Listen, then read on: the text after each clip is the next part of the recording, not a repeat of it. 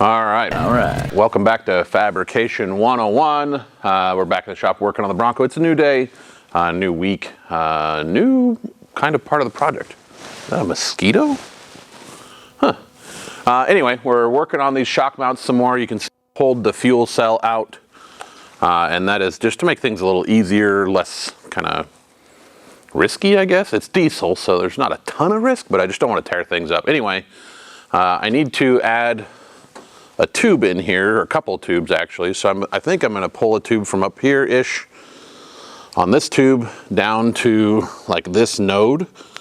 And then I'll probably go ahead and do that tube underneath I was talking about in a previous video, and maybe tie from that point to that one. Just make things nice and strong. Once I've got that tube at least tacked into place, then I'll work on some plating around this area to tie everything together and try and make it as nice and strong as I can. Anyway, we got a lot of work to do, and the time is getting shorter to the United by Bronco event, so let's get after it.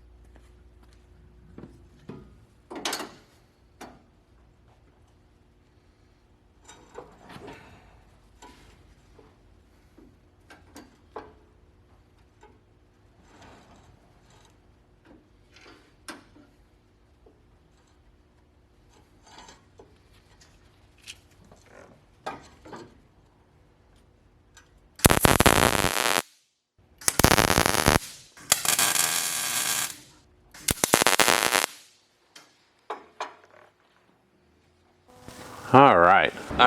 Here we go again, this time with my microphone on. You can see I've got the mount done there with all the gusseting. I did gussets on the other side, on the back side. The backside ones, I did not bother with the little speed hole jobs. I don't think they're really necessary. 100% honest on this, I'm not 100% in love with the speed holes that I did on these things. I think they're going to serve its purpose. I kind of wanted them as a place to tie things down. I probably could have spent a little bit more time laying them out, but again, I'm kind of rushing to try and get some things done on this thing before Sand Hollow, which is just a few weeks away now. So I'm going to get the shocks out, get some welding done on both sides, and go ahead and I'm probably going to pull the links out and get them welded up at the same time. And then we'll be ready to slap all this back together with the new coils that just arrived, and hopefully those are the right rates, or at least close enough that I can make this thing work. So without rambling on too much here, I think we'll go ahead and pull those coils, pull the shocks out, and go ahead and start getting some welding done.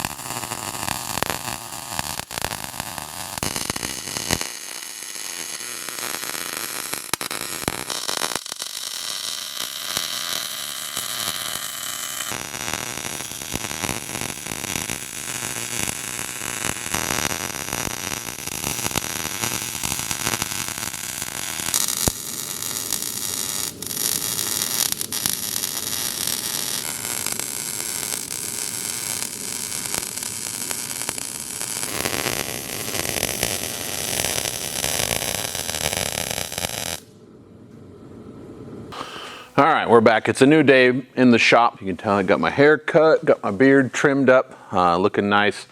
I actually got the back of the Bronco all painted up the other day. I'm not sure where the video ended off. My battery died in the camera while I was doing the welding, so I'm not really sure how much of the welding you guys got to see.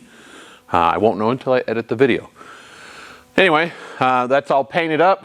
Everything's welded out, looks good.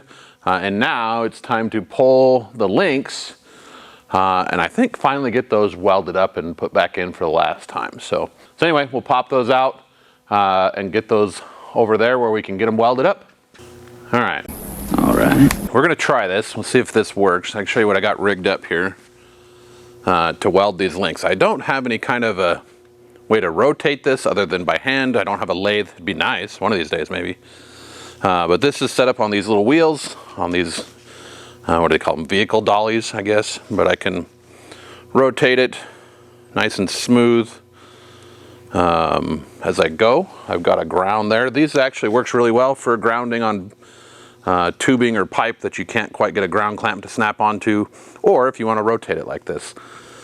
This is just an old piece of welding cable that was no good anymore. I flattened out the ends and put a bunch of solder on there, so give me a nice tight spot, doesn't come unwound. Just wrap it on there fairly tight, and it's gonna work, I think, pretty good. So we'll quit talking about it and we'll give it a shot and see how it goes welding up these ends.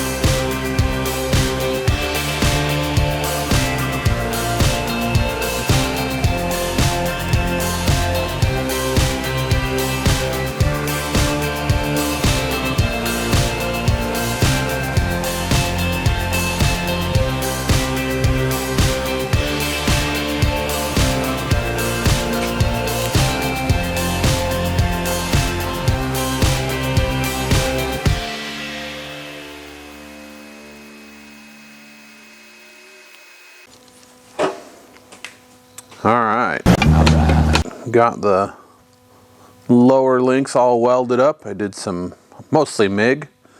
Got those welded up. That one's all done. There's my upper links. Like I said, it was mostly MIG welding. I wanted to TIG weld those outer brackets on. Thought it might look a little nicer. Pretty okay TIG welds, not the best I've ever done, not the worst. But I got kind of lucky because when I shut my bottle off, I looked and noticed. Can you see how, I don't know, come on, will you focus please? Focus right there. Focus right there. That's how much argon I have left, right there. What is that, maybe 10 pounds? Somewhere below, I don't even know. Assuming that it goes from 0, 20, 40, 60, 80, every 20, yeah, that's what it looks like. It was well under 20 pounds of straight argon. And that was when I started, so I'm really lucky. I was kind of worried I was gonna run out the whole time. So anyway, we're gonna get these cooled off, cleaned up a little bit more, painted, and then get all 4 sets of links, not 4 sets, all 4 links back in the Bronco. All right.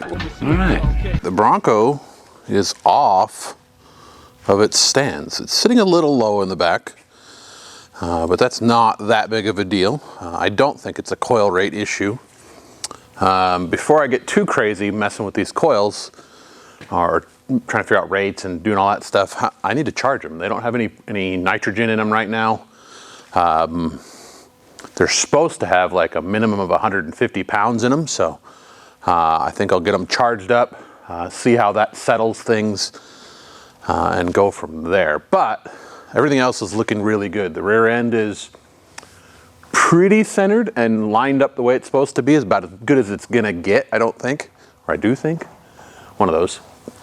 One of the challenges with these trailing arm systems is you only have one adjustability on the lower links, and so you have to kind of get it close, pop it apart, adjust it, put it back together, see if it's closer or further away, one or the other, and work that way.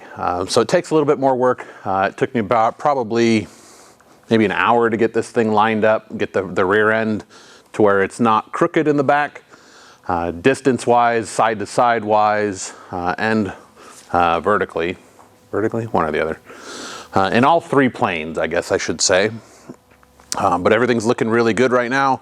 I still have to bolt tighten everything up. I still have to plumb everything. I still have to do the brakes. And unfortunately, I'm waiting on a part to do the brakes or to get those finished up. And I think that's gonna put us at a stopping point for this video. We'll pick it up next time on Fabrication 101. I appreciate you guys tuning in. Let me know what you think of the progress so far.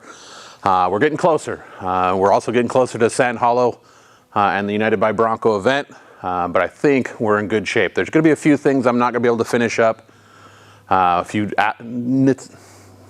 bits and pieces, odds and ends, but I think we'll be good enough for this trip and we can finish those things up later.